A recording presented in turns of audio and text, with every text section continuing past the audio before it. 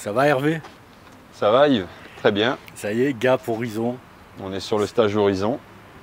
On est le mercredi, donc c'est la journée stade aujourd'hui. C'est la journée stade et puis c'est l'avant-dernière journée de stage.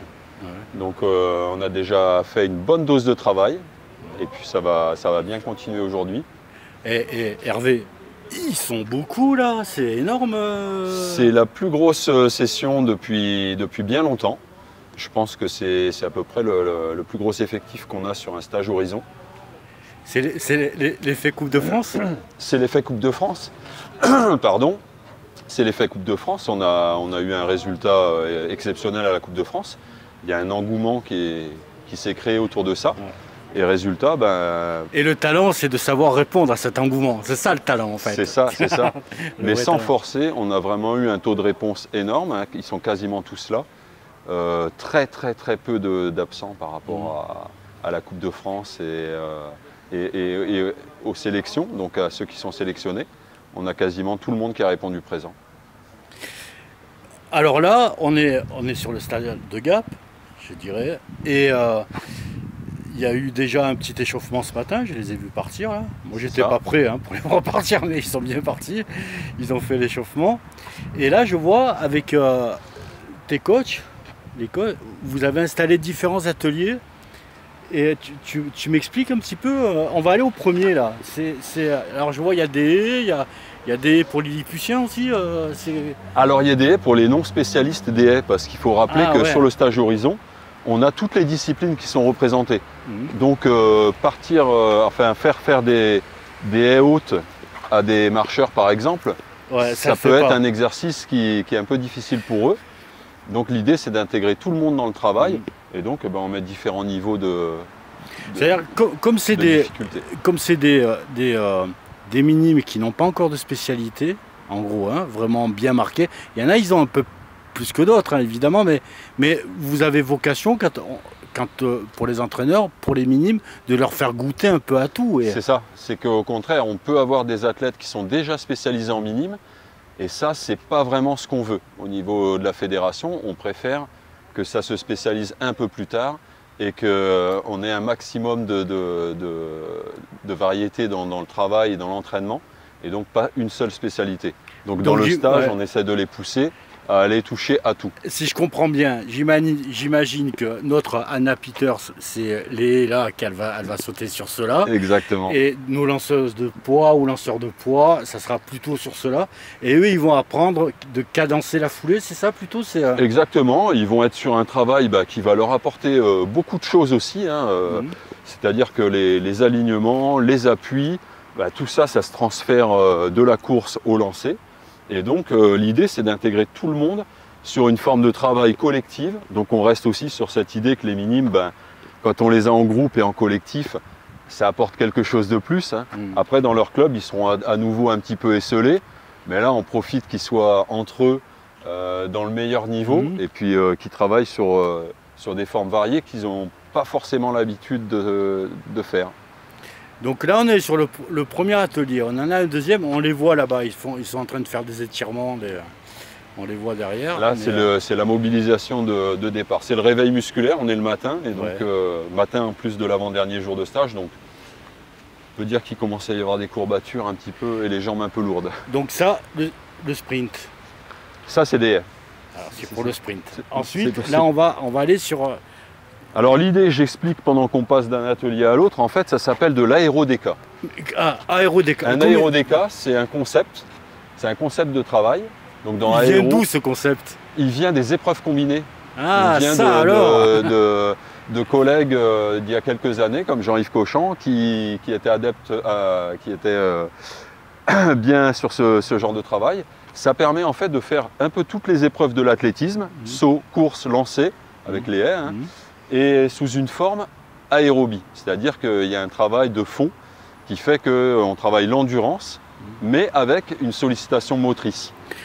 Vous allez faire des groupes, et chaque groupe passe sur les ateliers comme ça? Et un temps de travail continu, c'est pour ça qu'on voit des haies qui sont positionnées dans un sens et dans l'autre, de manière à ce qu'ils puissent faire des allers-retours sans s'arrêter.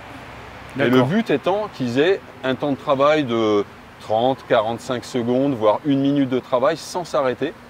et en ayant quand même un peu de motricité, un peu d'habileté technique à mettre. Mais c'est un peu habileté, puisque... Bon les amis, je vous présente une athlète là qu'il va falloir suivre, vraiment suivre, minimum première année.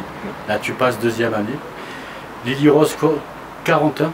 40 ans, oui. 40 ans. Je te connaissais pas, à Dijon sur la Coupe de France, tu m'as impressionné. Du coup, il y avait 14, tu avais 2 épreuves, 14 points par épreuve à prendre. Tu as pris les 28. Ouais. Comment tu vas? Je vais bien. Le retour, ok. Oui. Là, c'est la préparation du coup pour l'année de Minime 2. J'ai beaucoup d'objectifs parce que j'ai quand même beaucoup de choses que je peux améliorer niveau technique dans mes épreuves. Alors tes épreuves, je sais que vous n'avez pas de spécialité en minime, mais quelles sont les épreuves, quelles ont été tes épreuves déjà sur Dijon? C'était le saut en longueur et le 80 mètres plat. D'accord, où tu as remporté, Oui. Mais apparemment tu es forte aussi sur les... Non. Non, pardon. Enfin, je suis pas mauvaise, mais j'ai pas du tout la technique, je sais pas les passer, et donc c'est le bémol dans mon triathlon. Alors, tu as les entraînements, tu es de quel club? À l'ASPT Tennis. ASPT Tennis. Donc tu vas avoir, tu as les entraînements comme ça, organisés par la Ligue à travers des stages horizon et tout. Tu as aussi tes entraînements sur ton club. Oui. Est-ce que, alors la saison elle n'a pas commencé encore, mais est-ce que dans ta tête, tu as déjà des rendez-vous sur lesquels tu te prépares? Des rendez-vous importants à pas rater? Déjà, les régionaux en salle, c'est quand même important. Après, pareil, les régionaux en extérieur, me qualifier au championnat de France et à la Coupe de France. Donc la visée, c'est championnat de France, oui, là. Quand même. D'accord. Sur quelle spécialité, championnat de France? Là, cette année, ça va être triathlon, donc je vais ça pas... va être sur le tri. Okay. Mais du coup, je pense que ça va être le même triathlon que cette année, donc 80 mètres longueur et 80 mètres. D'accord. Donc on pourra voir, tu as les lieux, tu as les dates là où on pourra venir te voir, c'est pas encore déterminé? Je crois que le calendrier, il est sorti il n'y a pas longtemps, mais je sais on regardera, que... Oui. Mais on suivra tout ça. Et alors, tu as vécu, je parlais là avant de Dijon, tu as vécu Dijon. Qu'est-ce que ça apporte à une athlète minime première année de se faire une Coupe de France comme ça? Déjà, ça apporte de l'expérience parce qu'on voit des choses, on est confronté à des athlètes qui ont un certain niveau quand même. Aussi, ça apporte l'ambiance parce que franchement, ils sont super, il y a une super ambiance dans l'équipe, il y a une bonne cohésion. Et avoir une cohésion aussi sur notre région, parce que moi je vous observe, hein, vous connaissez tous maintenant. Oui, mais non. C'est les stages et tout qui apportent ça aussi. Oui, les stages ils apportent beaucoup, parce que sans les stages et la Coupe de France quand même, toutes ces choses par équipe et tout, on ne se connaîtrait pas autant. D'accord. Et donc cette Coupe de France là qui est au mois de juillet, c'est un moteur, c'est ça, tout le long de l'année, on a un peu ça en filigrane, en objectif. Oui. Hein, ça aide bien. Merci Lily Rose, merci à toi. Là on va continuer un peu dans le détail. Là on est sur de la hauteur, hein, sur du saut. Eh ben même pas, tu vois. On a maquillé ça, viens voir. Bigre. On a l'impression, mais on a transformé un sauteur en hauteur en sauteur en longueur. D'accord, ah oui. Donc en fait ils auront un point de départ, ils courent, ils donnent une impulsion sur le plinth et ils doivent se réceptionner sur le tapis. Donc on fait une sorte de longueur adaptée bien sûr, mais qui permet de travailler en continu. Et donc, ils tombent, ils repartent, ils refont le tour. Ils sortent du tapis, ils reviennent au départ. Et vous leur demandez d'y mettre pas mal de rythme, assez intense. Exactement. Pendant combien de temps ils font chaque atelier? Environ 30 à 45 secondes d'activité continue. Donc c'est une sorte de travail fractionné que les coureurs de demi-fond connaissent bien. Eh bien nous on l'adapte pour développer un peu cette qualité d'endurance, mais avec un petit peu de travail technique. Alors après ils vont faire du foot là. Là voilà, ils vont faire du lancer, ils vont faire du lancer de medicine ball et ils vont avoir un temps de travail où ils auront donc un exercice qui va se rapprocher un petit peu d'un exercice de lancer. On va leur demander par exemple de faire des lancers verticaux, de récupérer et de faire ça pendant 30 secondes. Et ça simulera un petit peu le travail de lancer avec du jeté vertical. Ah ouais, on poursuit. Là, on est vraiment sur de la hauteur. Là, on est sur de la hauteur. Et donc, on aura un groupe qui va travailler avec un franchissement relativement bas, mais ils devront sortir du sautoir et se repositionner. Se repositionner, faire le tour et faire la chaîne comme ça. C'est ça. On va avoir la même chose là-bas avec Isabelle qui va les faire travailler sur la perche. Donc un exercice très simple, mais un petit peu d'habileté technique. Alors pour beaucoup, la perche, ce sera un peu la découverte. Une petite course, on plante la perche dans le cerceau. D'accord. Et on fait un franchissement horizontal. On travaille la foulée et la précision dans l'utilisation de la perche. C'est ça, c'est l'idée d'avoir toujours une sollicitation un petit peu motrice, un petit peu technique, un petit peu d'habileté au milieu d'un travail qui finalement est foncier.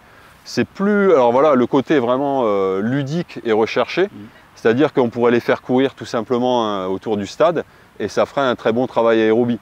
Mais on essaye d'être un petit peu plus inventif pour que voilà, pour qu'il y ait ce côté ludique et que tout le groupe puisse s'y retrouver. Bon anniversaire. Merci. J'ai vu les photos de ton anniversaire. À quel âge 15 ans. 15 ans. Et c'était quoi la date Le 26 août. Et là, tu l'as fêté sur le stage Horizon. Oui, pour la deuxième fois. Parce que l'année dernière aussi, j'ai eu la chance d'être à Horizon et ça tombait aussi le jour de mon anniversaire. Donc, tu es minime deuxième année. Oui. Donc, tu as fait Dijon cette année. Je t'ai vu à Dijon. Et l'année d'avant, quand tu étais minime première année, non. Si aussi. La Coupe de France à Albi. À Albi, d'accord. Et c'est quoi les différences entre les deux Coupes de France que tu as vécues? Il y en a une, vous avez gagné. Oui, il y en a une, on a gagné. Et je dirais aussi qu'on a gagné parce qu'on est vraiment une équipe soudée. Ouais. Et c'est ça en fait qui fait notre force. D'accord. Donc là, tu passes cadette, ça commence à être sérieux. Je passe cadette, ça commence à être très sérieux. Est-ce qu'il y a un peu de stress, d'envie, d'impatience, de frustration, de regret peut-être après ou... Honnêtement, il y a de tout parce que j'ai très envie, parce que je vais pouvoir tester de nouvelles épreuves, comme le 400 mètres haies également. Mais il y a d'un côté un peu le stress parce que je vais courir avec des athlètes bien plus expérimentés que moi, qui ont plus l'habitude, on va dire, qui ont fait des championnats d'Europe par exemple, qui ont gagné des championnats de France. Du coup, ça va faire bizarre au début, mais c'est comme ça et il faut de la concurrence pour pouvoir s'améliorer. Et comment les athlètes, comment ils appréhendent un peu? C'est un peu nouveau, ils n'ont peut-être pas l'habitude de voir ça dans leur club ou, Complètement, on essaye un petit peu de les chambouler un peu. Les chambouler, et voilà, c'est le but. Les faire sortir, c'est la mode, hein. Les faire sortir de leur zone de confort. Exactement, c'est à la mode, et du coup, tout ce qui est à la mode, on le fait. Donc l'idée, elle est vraiment là, quoi. Après, on sait qu'en cadet, en junior, s'ils continuent sur ce niveau-là, ils vont plus s'amuser trop à faire ça. On va plus leur proposer d'aller faire d'autres disciplines qu'ils n'ont pas pratiquées. Et on pense quand même maintenant que plus on maintient différentes disciplines, différentes épreuves longtemps dans sa pratique.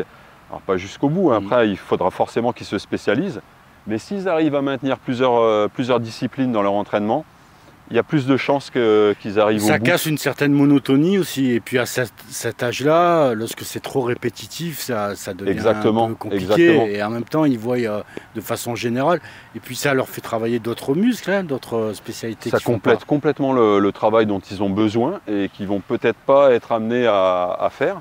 Et puis comme tu le dis, c'est vraiment casser la monotonie de l'entraînement qui, sur certaines épreuves, peut ne pas être suffisamment ludique pour...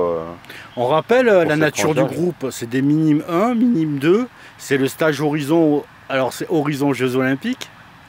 Alors c'est le stage Horizon, maintenant on met plus d'années, mais effectivement si on devait mettre une année olympique, c'est une génération qui va se révéler aux alentours de 2032, je pense, au niveau des Jeux qui seront en Australie. Là c'est Los Angeles et après Australie, Voilà, donc là on vise déjà après Los Angeles, parce qu'ils seront encore un peu jeunes à ce moment-là. Et effectivement, c'est l'horizon, on va dire, de 2032. Et puis c'est des athlètes qui ont déjà réalisé des minima assez intéressants, assez significatifs. Là on a une championne de France. Même mieux, recordman. Record de France de 80 mètres haies. Et de perche. Donc voilà. On a un beau plateau là sur le stage Horizon. On a un peu une génération super forte. On ne peut pas avoir forcément cette génération tous les ans. Mais voilà, c'est répondre aussi à... Donc je reviens sur la nature du groupe. On a des minimes 1, des minimes 2. Il y en a un bon nombre qui ont vécu la Coupe de France minime à Dijon le 14 juillet dernier. dont un bon paquet de filles qui ont gagné la coupe. Les garçons, ils sont arrivés 4e, hein, je crois. 4e ou 5e, ou effectivement. 5e, ouais. Bon, tu couperas ça au montage et puis on... Non, on coupe pas, on a le droit de se tromper et faire des erreurs, il n'y a pas de souci. Le résultat final, c'est qu'ils sont 3e sur le classement mixte. Ils sont 3e mixte, et ça, c'est hyper capital. C'est le Graal des coupes, je dirais. Pour, de monter sur le podium, ouais. Et là, ils sont tous là. Et à 80%, ils sont là, quoi. Ah oui. L'équipe se retrouve, du coup, ça fait une émulation donc énorme. on a les minimes 1, les minimes 2, en sachant que les minimes 2, dans quelques jours, ils sont cadets et cadettes. C'est ça. À la rentrée, après la rentrée, ils vont passer sur la catégorie supérieure. Ils appréhendent tous différemment, hein. Moi, j'ai discuté avec certaines minimes 2 que je connais un peu depuis. Ils appréhendent le passage à cadet ou cadette très différents les uns les autres, hein. C'est assez, selon incroyable. Les disciplines, effectivement, ils n'ont pas la même vision de ce que ça va être en cadet. Souvent hâte et parfois avec une crainte, mais en tous les cas un engouement certain, quoi. C'est ça. De bien faire. Voilà, écoute, je fais un petit balayage, hein. T'es vraiment, toi, le stage horizon sur le territoire de la région sud, c'est un peu exceptionnel, hein. On a un site exceptionnel parce que voilà, on a ce magnifique stade de Gap, des conditions estivales un petit peu plus tempérées parce qu'il fait encore très très chaud. On a beau être fin août, on ne pourrait pas vraiment travailler. En gros, il fait 25 à 10h30 là. Ouais, c'est ça, il fait déjà 25-26 à 10h30 et on va avoisiner les 30 en milieu de journée. C'est ça, et puis ensuite on fera remonter tous ces athlètes au frais à Ancel. Ouais. Où on perd 6 degrés, 7 degrés. Ah ouais, facile. Ouais. Facile, hein. 6-7 degrés, et ça nous permet de bien récupérer, ça c'est essentiel. On a des nuits un peu fraîches, et voilà, quand on remonte, c'est le bain de fraîcheur et ça fait vraiment du bien pour... Bon, super, merci Hervé.